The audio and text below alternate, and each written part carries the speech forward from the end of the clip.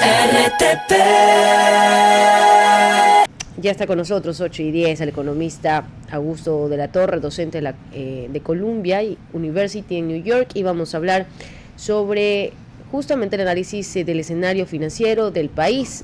Augusto de la Torre, en una cita textual, señala nuestra agenda: si la recompra de los bonos sale bien, Ecuador puede empezar a depender menos de los multilaterales. Y esta es una cita, o por lo menos es un análisis que hace nuestro invitado, y que nos gustaría pues también explayar de cómo nos podría ir ahora en este regreso tras 7 años de estar en el mercado internacional. Bienvenido a la mañana en RTP, economista. Gracias. ¿Cómo está? Muy buenos días. Muchas gracias por la invitación. Gracias a usted por acompañarnos. ¿Cómo ve esto que el gobierno ha celebrado como un éxito, ¿cómo se llama? La recompra o la posibilidad de obtener créditos para generar una recompra? ¿Cuán seguro es ese proceso, economista? Mire, yo tengo esperanzas de que el proceso va a salir bastante bien, porque ya ha sido recibido bastante bien en Wall Street, en el mundo de los inversionistas internacionales, y me parece que ya incluso hay una buena cantidad de posturas de inversionistas que están dispuestos a comprar bonos de más largo plazo que el Ecuador emitiría para obtener recursos para retirar la deuda que se vencía entre 2026 y 2030, y me parece que tal vez parte de la deuda de bonos que se vence después del 2030. Entonces es una operación esencialmente de refinanciamiento, en el sentido de que si sale bien, Ecuador no tendrá que pagar las amortizaciones, ellas se postergarán para plazos más tarde, el plazo de la deuda se extendería, ojalá con una tasa de interés que sea razonablemente buena. Y en ese sentido, Ecuador lograría saltar este bache de concentración de amortizaciones de una manera que no sea percibida como una reestructuración unilateral o un problema de default. Más bien se la percibe como una operación completamente voluntaria que sigue las reglas del mercado. Entonces Ecuador está haciendo una... Es decir, en eso se diferencia con el momento, la negociación que se hizo con Correa, que fue tan criticada porque se mandó señales al mercado de que la recompra pues no iban a comprar, que no iban a pagar, y por ende la deuda cayó cerca del 70% de descuento. ¿Podría aclararnos, claro, la diferencia entre A y B? Claro, en el caso del evento de default que se produjo en 2008 en el gobierno de Correa, ahí lo que hubo fue simplemente una violación del contrato. Ecuador unilateralmente dijo: yo no voy a pagar, estoy dispuesto a recomprar a 10% o algo así, o sea, unilateralmente lo dijo. Se produjo por tanto un evento de default. Ecuador quedó como un país paria que no respeta los contratos, y cuando no lo respeta tampoco se acerca a conversar con los inversionistas. Entonces eso nos dejó una lacra. Luego hemos hecho otras reestructuraciones. La más reciente fue un canje de deuda que salió bastante bien, que se lo hizo en 2020, después del COVID, justo en el contexto del COVID. Y ahí 17.500 millones de dólares de bonos de deuda externa, que tiene la forma de bonos ecuatorianas, se canjeó por unos nuevos bonos que tenían plazos más largos. Entonces así en el 2020 también sorteamos un problema de concentración de amortizaciones muy grande a través de este canje de bonos que extendió los plazos de la deuda. Pero este canje de bonos involucró distintos tramos de bonos que se vencen en distintos periodos. Y uno de los tramos es el que se amortiza y se vence entre 2026 y 2030.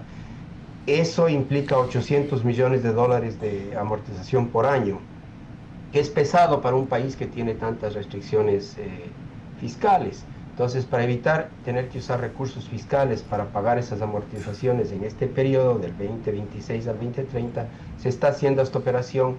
Si esta operación sale bien, lo que pasaría es que no tendríamos que hacer esas amortizaciones del 2026 al 2030, y más bien las amortizaciones se postergarían para años posteriores, porque los bonos nuevos tendrían plazos más largos. Se dice en el mundo de las finanzas seguimos jineteando. Y me recuerdo en las negociaciones, para ir más atrás, porque no eran tan a menudo, esto arranca básicamente en el gobierno del presidente Sixto Durán Ballén, allá por el 96, que hubo una discusión por lo fuerte sobre la deuda externa, quién la manejaba, que los acreedores eran ecuatorianos, que era toda una negociación concertada, etcétera.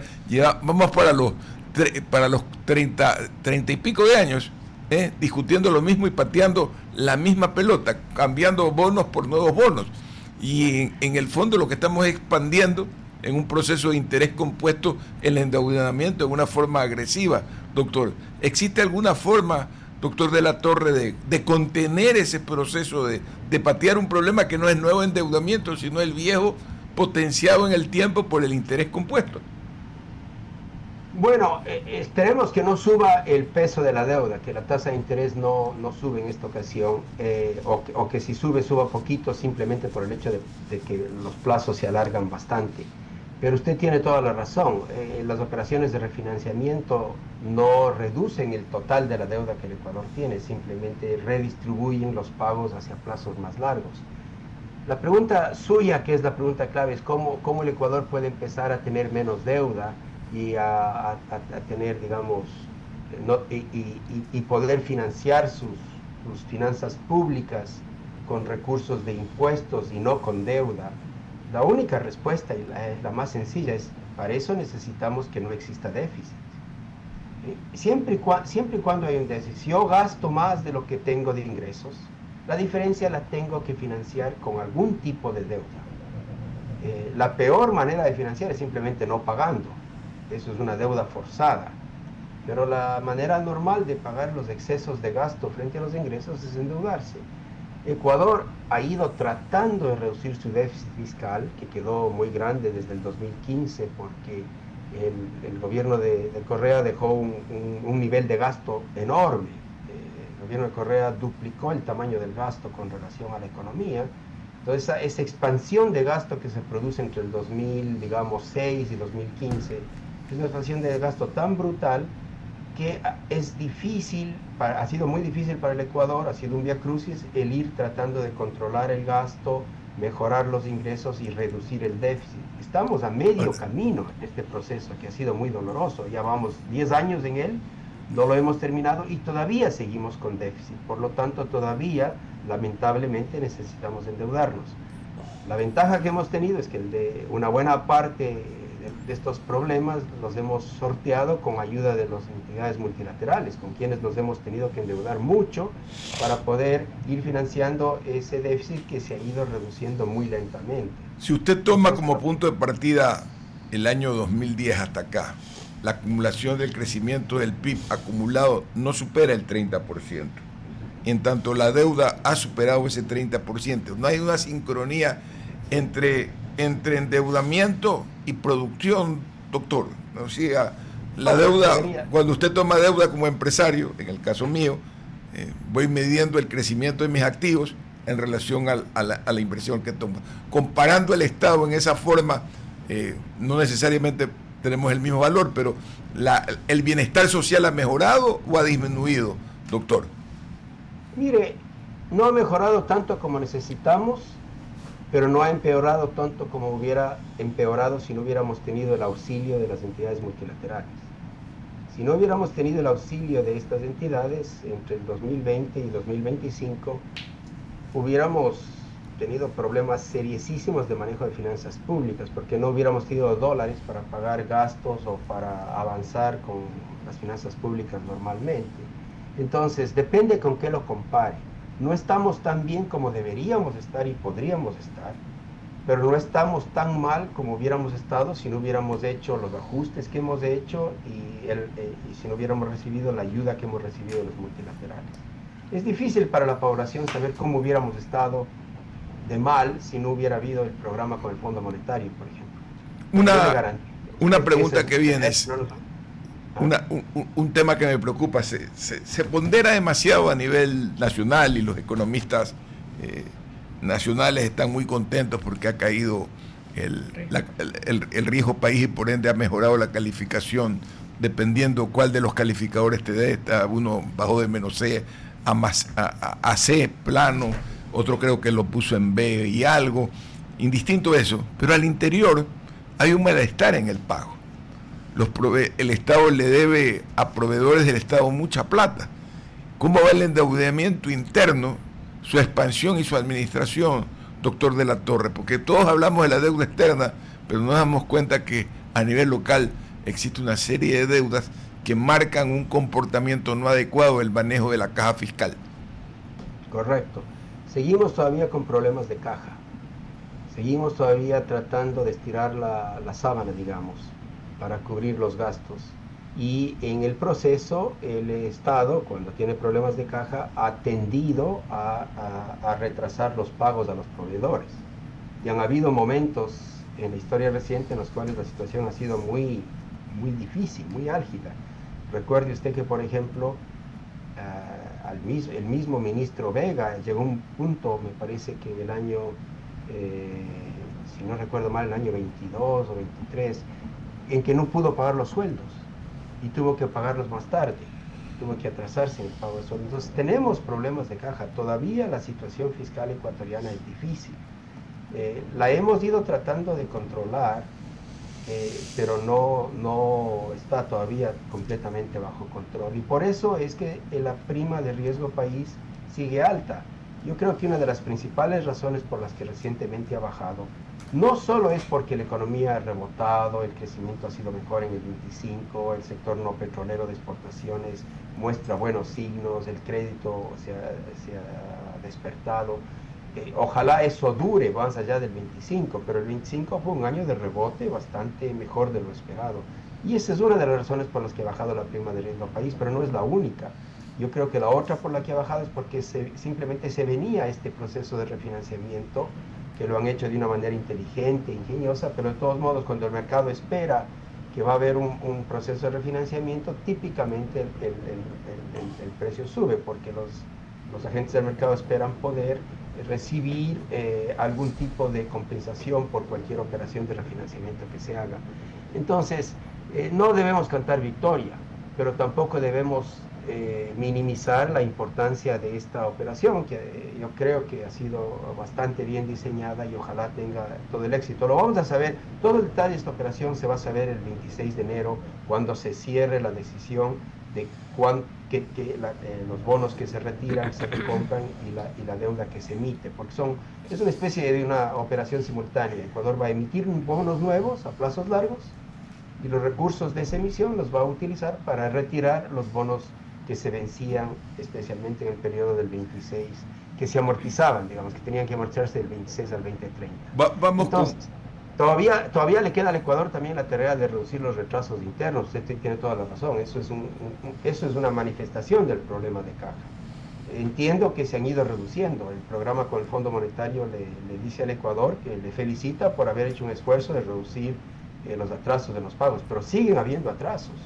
Entonces, eso simplemente es el signo de que estamos todavía en este viacrucis de tomar control de las cuentas fiscales. Un tema, cambiando de tema, pero en el orden de las finanzas, usted hizo un trabajo importante para dar soluciones al problema del seguro social.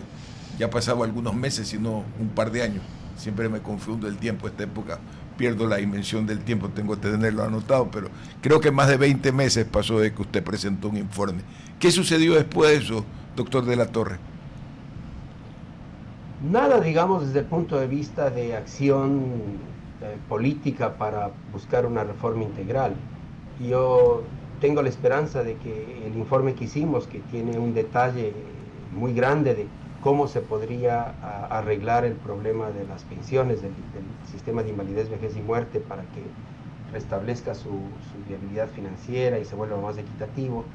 Usted sabe que hicimos una propuesta muy detallada, incluso con un borrador de proyecto de ley. Entonces eso sigue ahí a consideración de las autoridades, del gobierno, de los políticos, de los legisladores. Pero alguien en la sociedad tiene que transformar esta propuesta de la Comisión en una propuesta de reforma legal. Y eso todavía no se ha hecho. Lamentablemente, digo yo, porque mientras más retrasamos la reforma integral al sistema de invalidez, vejez y muerte, de pensiones, que es tema en el cual yo trabajé con la comisión. Mientras más posterguemos, más difícil va a ser la reforma, porque Actualmente, ¿cómo se rectifica eso? El expresidente de Peña decía que había que subir la cotización del 20 y pico por ciento al 30%. ¿Usted cree que tan severo debe ser ese castigo, más que ese castigo, esa elevación de la tasa? mire, esa es una opción, no es la única. Una reforma de pensiones como la de ecuatoriana consiste en recalibrar o fijar nuevas reglas de juego para el modo como se define el tamaño de la pensión, los aportes, etc. Entonces hay como 9, lo que se conocen como parámetros, que gobiernan las reglas de juego del sistema del IBM. Uno de esos parámetros es la tasa de aporte. Entonces, ciertamente uno podría restablecer la viabilidad financiera del sistema subiendo la tasa de aporte, pero no es la única manera de hacerlo. Se puede también subir la edad mínima para jubilarse, se puede subir el número de años de aporte que se requiere, se puede rediseñar la fórmula que define el tamaño de la pensión en función de tu edad y de los años de aporte, se puede cambiar la pensión mínima, se puede cambiar la pensión máxima, o sea, hay más o menos 9 parámetros que se pueden tocar. La comisión hizo una propuesta de reforma que no tocaría la tasa de aporte, tampoco tocaría la edad mínima de jubilación, pero sí toca otros parámetros importantes, en particular el número de años de aporte, la contribución asociada a los décimos y la fórmula que calcula el tamaño de la pensión. Entonces, se puede hacer de distintas maneras. A la larga, una reforma, un sistema de pensiones es una especie de menú, y eso hay que discutirlo o hay que tramitarlo, pero necesitamos ajustar estos parámetros, nuestras reglas de juego, porque el sistema ya no da. El sistema ya no da principalmente por un factor que está fuera de nuestro control, que es el envejecimiento de la población. Los afiliados y los jubilados están cambiando de edades, la población envejece, los que estamos en la tercera edad vivimos más largo, tenemos una expectativa más grande. Entonces es la demografía, estos cambios demográficos que resultan en un envejecimiento de la población, son los que están detrás del problema del sistema de pensiones. ¿Y qué pasa? Se habla de ajustes del ingreso, o sea, formas de recaudar más. Y los ajustes en el egreso, ¿se planteó algo? Porque uno de los aspectos más importantes es que los costos de la seguridad social se elevan por niveles de corrosión y corrupción terribles que existen en el lugar. ¿Se analizó eso, doctor Augusto de la Torre? Lo que usted menciona me parece que está concentrado en la parte de salud. Recuerde usted que tenemos en Ecuador un modelo que no es común. Tenemos una sola institución que se llama IES, que controla 2 grandes políticas públicas, la de salud y la de pensiones. En la mayor parte del mundo, la salud pública está concentrada en una institución que es distinta que la institución que controla pensiones. Entonces, este despilfarro de gasto, de ineficiencia de gasto, de aparente alto nivel de corrupción, etcétera, se concentra en el caso de salud. Ahí es donde están los problemas de administración, de eficiencia, de calidad, de que no hay medicinas, de que no se atienden a los pacientes. En el lado de pensiones no tenemos problemas de esa naturaleza. Mayores porque sí se detectaron algunas falsedades sí, hay ideológicas. Porque alguna gente cobra pensión y aunque ya no vive, o puede ser que alguien miente con respecto a eso. Entonces hay algo de filtraciones, pero eso es relativamente pequeño y marginal comparado con los problemas que tenemos en salud. Es por eso que la comisión recomendó separar dentro del IES, crear 2 directorios separados. Okay. Uno con mucha más integridad y profesionalismo que vigile pensiones, cesantía y desempleo, y el otro que se concentre en salud. Y nos parece, yo sigo pensando que esa es una importante reforma institucional.